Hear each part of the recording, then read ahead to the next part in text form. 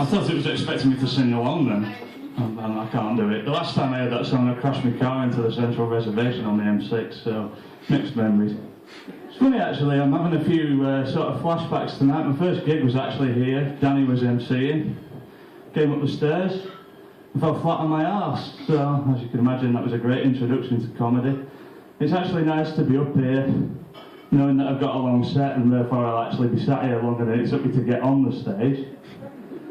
So with all that in mind, Mr. Insurance Man, how much to insure me? You what, sorry? I'm not at home, is that? I'm the size of a house, so... Just thought I'd ask. It's been a strange year. I've been doing comedy for about a year now, and the comparison I get the most is with the guy off Britain's Got Talent, Jack Carroll. I'm sure you can't imagine why.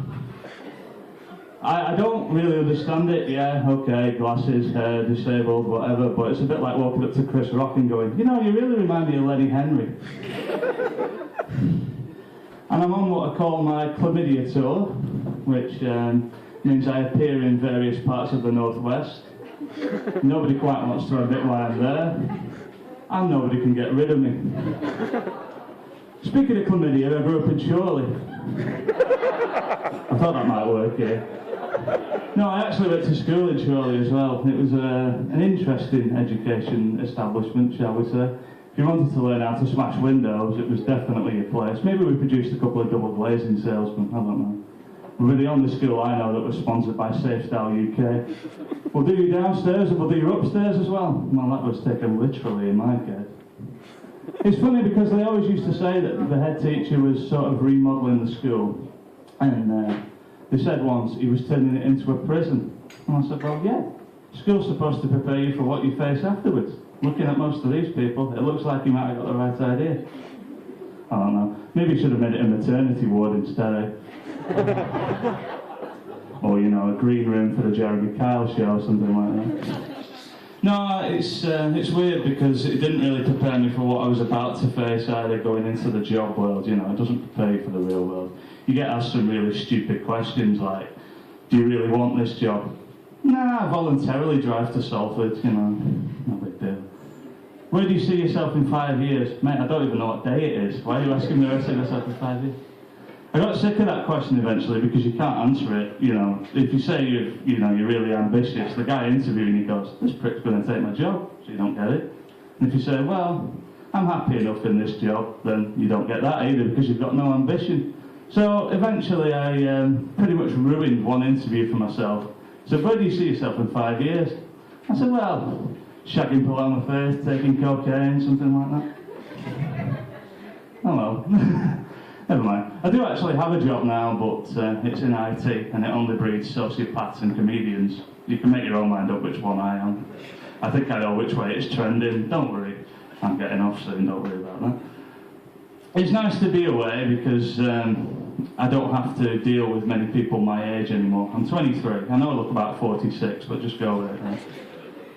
You know, I'm dealing with this whole obsession with social media that we seem to have nowadays.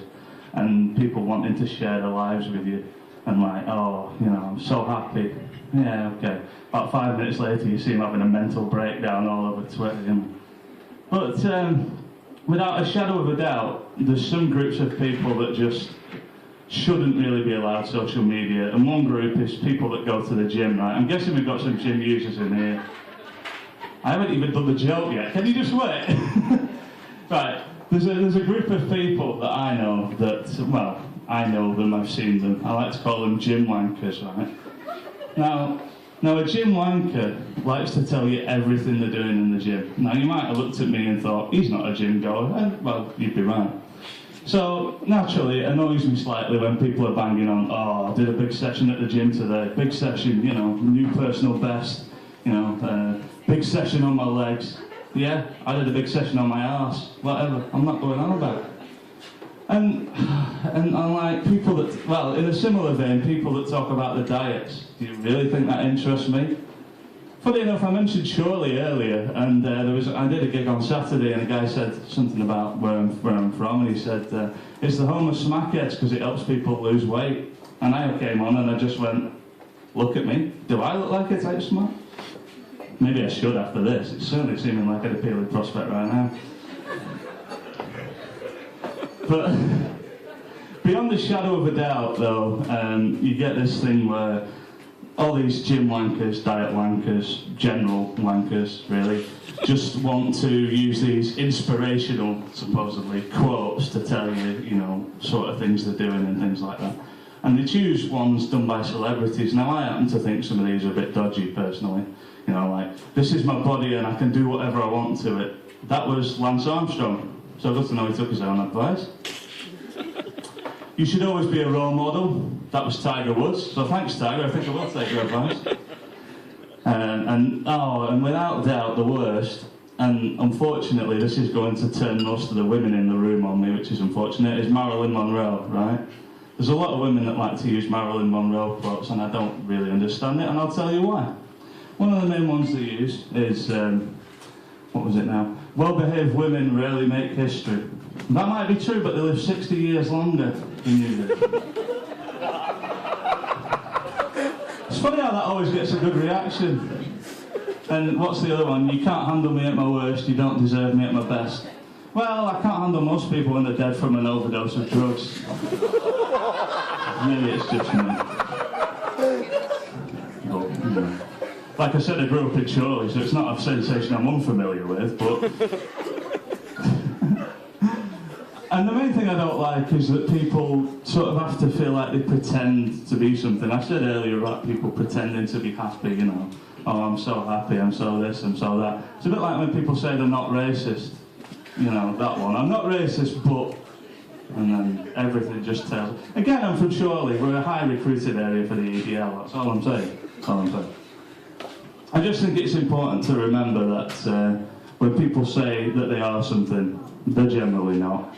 And with that in mind, I'm John Porter, and I'm a comedian. Good night.